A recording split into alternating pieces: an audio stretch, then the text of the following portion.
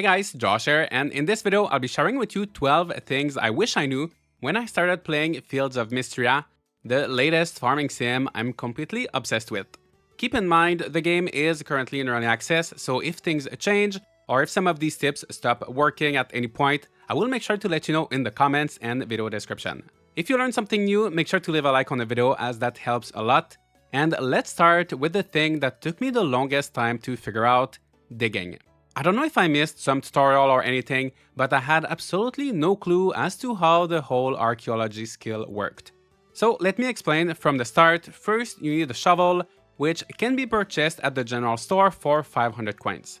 Then you gotta go to the western ruins, and when I started playing, I was trying to use my shovel around that dig site. I couldn't really figure it out. I was interacting with everything and nothing was happening. I was just focusing on the wrong thing, and I did not notice all of these small bumps on the ground. You simply have to use your shovel on these bumps, and that's it. That is how you dig for artifacts, which can then be donated to the museum. Every day, a few spots will appear in the western ruins, but also in other parts of the world, so keep an eye out for these bumps on the ground. Similarly, when you're inside the mines and you should receive a quest to open them on the 6th day of spring, keep an eye out for these cracks on the ground as they will give you ores. The thing I wish I knew, however, when I was in the mines is that every 20 floors, you will be asked to provide certain items found in that portion of the mines. I will show you the items that you'll need for floor 20 and 40. I am not too sure of what comes after those, but as a general rule, I would say that it is a very good idea to keep at least one of each item, like gems, fish, and forageables that you find in the mines, so that once you do reach the part where you have to offer specific items, you won't have to go back and struggle for days and days trying to find them. While you're in the mines, one thing you will notice is just how quickly your bag fills up. There is a bag upgrade that can be bought for 1000 coins at the general store. Once you progress in the main story and renovate the store, there will be a second one for 2000 coins, but having a small bag is not as limiting as you might think. If you press G on your keyboard while holding an item, you will drop it on the ground, which can be scary if you don't want to get rid of that item. But what is different in Fields of Mistria compared to most other games is that items that are dropped do not disappear, even after multiple days, and even if you exit the game and come back. So if you're mining, for example, and your bag gets full, go back to the entrance of the mine. This will not work underground, so be careful since those floors are reset. Make sure you go back up, drop your items. You may have to move quickly to avoid picking them back up automatically, and then go back down and continue what you are doing. A trip home to put things in your chest would cost you a few precious hours, but with this technique you can stay around the mines for much longer and just come back to pick up the extra items the day after, or whenever you'd like. You can also use this trick for fishing, or anything you do that fills up your bag quickly. Just don't be afraid to drop stuff on the ground in Fields of Mistria. You will be collecting, selling, donating, using a ton of items in this game, and it is easy to miss out on a seasonal ingredient, or to just run out of something. For this reason, I would recommend to regularly check out Balor's Wagon. I checked out that shop on my very first day. I thought it looked pretty neat, but I didn't know any of the items, so it kind of just went over my head, and on day 2 I had completely forgotten about it. Very recently, however, I was searching for a forageable item that I couldn't find anywhere in the wild, and I decided to have a look at the wagon, and there I found what I was looking for. The selection of items changes every day, and sometimes you can find things from other seasons. So for example, if you're in summer and you need something from spring for the museum or to cook a recipe, it is worth having a look there. And you can sometimes even find animal products like eggs or milk, which can be very useful if you need them for a quest and you don't have that many animals yet. Also, I think most of you know this already, but if something can be donated to the museum, it will be indicated by a box like this with a check mark if you've already donated it. Every time I make tips videos like this one, there's always a few things that are kind of embarrassing. Might sound obvious to a lot of you. I never know if I should include them or not. But here's something that took me over a month and a half to figure out, and I hope I can help someone out there who's just like me.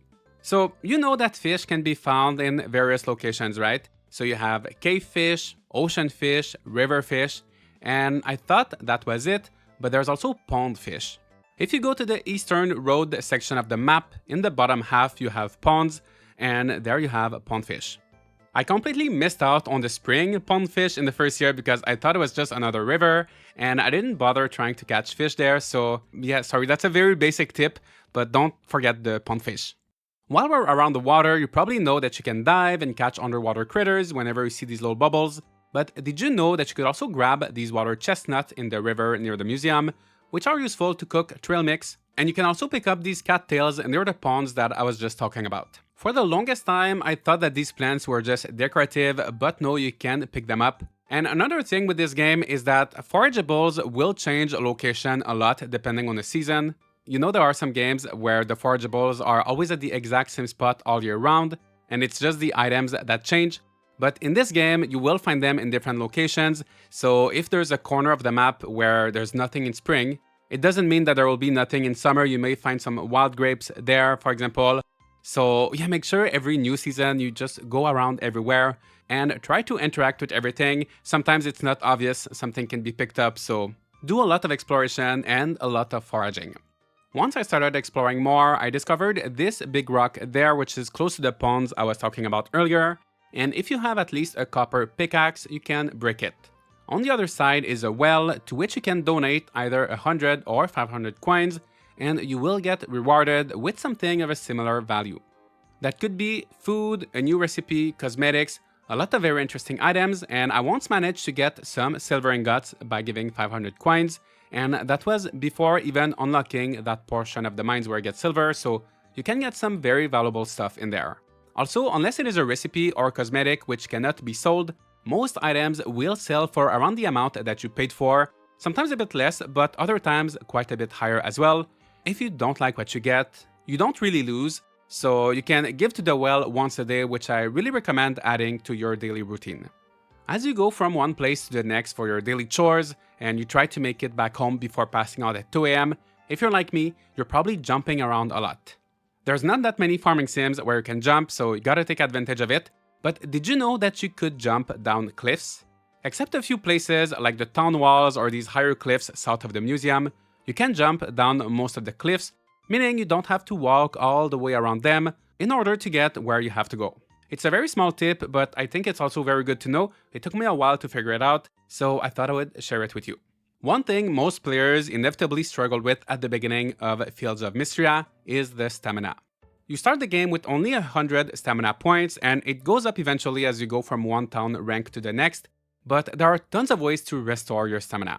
You can take a bath at Juniper's bathhouse for 100 coins, and keep an eye out for her request asking for Lilac, as that will get you 5 free visits. And then gradually you will unlock these fountains around the map that will help a bit. There's also this perk called A Day Well Spent, which will give you a stamina boost the next day if you go to bed with 0 stamina left. You will also unlock a spell to restore fully your stamina, so don't worry, it gets better.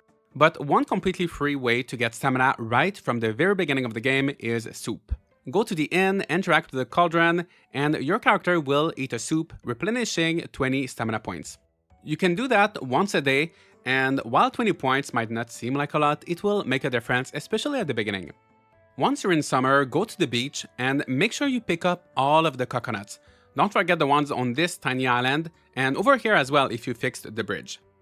Ship one of them, just one, and the next day you should receive by mail a recipe for coconut milk. Before heading to the kitchen, I would suggest getting the perk that reduces cooking time by 10 minutes, as that will bring the coconut milk recipe down to 0 minutes, and you won't spend your whole day making them. You don't need anything else than coconuts to make coconut milk, and each one will give you 18 stamina and 18 HP. Coconuts respawn every 3 days, so if you make sure to pick them all up regularly throughout summer, you will have drinks to last you for a long time, and if you have too many, you can also sell them and make a good amount of money. If you're not too sure where to go in order to cook, maybe you don't have a kitchen yet, you can cook for free at the inn. For crafting, you can do it for free here in town or at the carpenter's place, and you can use the anvil at the blacksmith. One very important thing in this game is that transformed products are almost always more valuable than raw materials. There are some exceptions, I'm not sure if it's an oversight or on purpose, but for example, this jam sandwich is worth less than all of its ingredients, so always double check just in case, but most of the time, refined products will either have an equal or higher value than the ingredients. So before selling something, see if you can transform it first.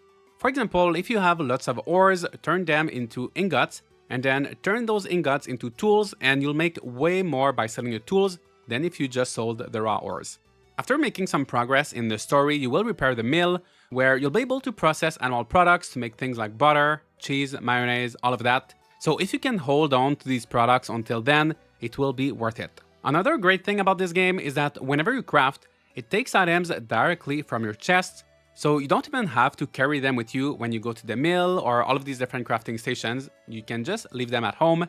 And that is also one thing that took me a while to realize, and once I did, managing my inventory became a lot easier.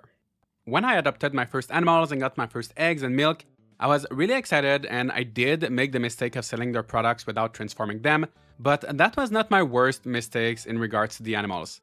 By interacting with the bell in front of the coop or barn, you can call your animals outside, and if there is grass around, they will eat one tiny square a day, meaning you will be saving on food, as if you were to cut the grass yourself, the drop rate is not 100%.